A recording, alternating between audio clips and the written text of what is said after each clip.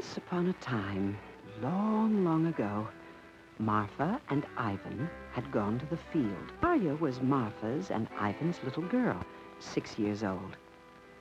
Her legs were so short she had to run to keep up with her father's long steps. "Varyachka, you are a little slowpoke," her father said.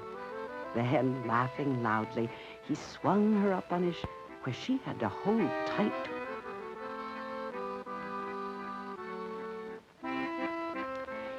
Varya had to stay behind her father, so he might have plenty of room to swing wide the newly sharpened scythe.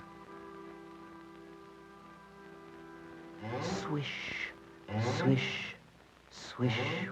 Down came the wheat, faster and faster as he made his great strides. Varya held each bunch while her mother tied it. Today was the last day for gathering the wheat. Tomorrow the wagon would take it to the village. Tomorrow a wonderful feast day would come, and Varya could hardly wait.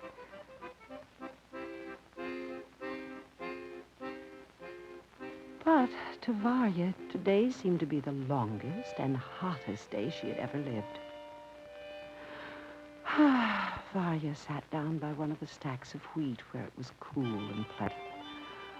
Oh, how lucky I am, she thought, to be able to hide away from the hot sun. I will do this for just a few minutes. Soon Varya grew sleepy. And there, with the pleasant smell of ripe wheat all around her, she began to dream. She dreamed of the feast day. The feast always took place in the very heart of the village. Everybody was there. She dreamed of Tolya, the village leader who played the accordion. The minute his music started, the boys whistled, stamped their feet, and everybody clapped. Tolya stood in the center, all eyes upon him. "Sing, sing, my friends, this is a holiday." The men and women danced as if they had wings that carried them swiftly by those that were watching. To Varya, it seemed that the older girls flew by like birds in the wind.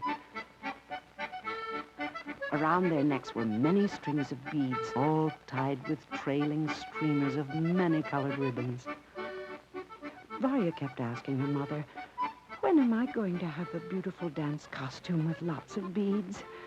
And Varya's mother would say, "When you are a grown-up young lady, Varya."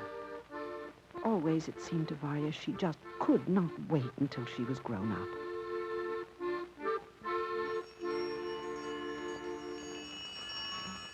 Suddenly, Varya opened her eyes and found she had only been dreaming of the feast celebration. She jumped to her feet and started to run toward her mother. But her mother was nowhere in sight.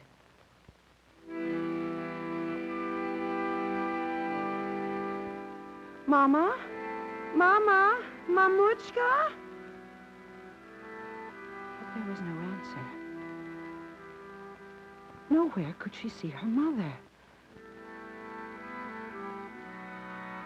When it was almost dark, Varya stumbled into a clearing where several men and women had paused to gossip after the day's work. It took her only a second to see that these were strangers. One of the men spied her and said in a booming voice, "Oh, look what we have here." Everyone turned to Varya. "Oh, poor little thing. She is lost." But the sympathy and strange voices made Varya want her mother all the more. She could not help crying. little girl," they said. "What is your name?" Varya was too unhappy to answer. "I want my mamuchka," she cried. "Well, who is your mama?" "My mother is the most beautiful woman in the world." All the men and women smiled. The tallest man, Tolya, said, "Aha! Now we have something to go on. This was long, long ago when there were no telephones and no automobiles. So if people wanted to see each other, they went on their own 2 feet. Boys ran to village homes with orders to bring back the beautiful women.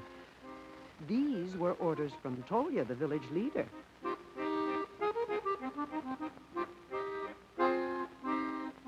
All the women came running.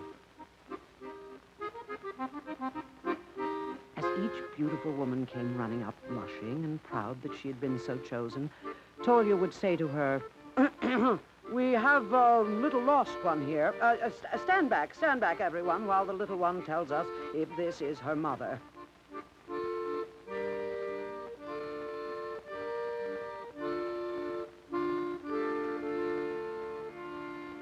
To Varya, this was very serious, for she was lost, and she was desperate without her mother. As she looked at each one, Varya shook her head in disappointment, and she sobbed harder. Soon, every known beauty from far and near had come and gone. Not one of them was Varya's mother. The villagers were really worried. They shook their heads. Tolya spoke for them. Well, you will have to take the little one home for the night. Tomorrow might bring some fresh wisdom to guide us. Just then, a breathless, excited woman came up to the crowd. Varyachka, cried this woman. Mamuchka, cried the little girl. And they fell into each other's arms. Varya cuddled into that ample and familiar bosom. The smile Varya had longed for was once again shining upon her. All the villagers smiled thankfully when Varya looked up and said with joy, This is my mother. I told you, my mother is the most beautiful woman in the world. The group of friends and neighbors, too, beamed upon each other as repeated the proverb which little Varya had just proved. We do not love people because they are beautiful, but they seem beautiful to us because we love them.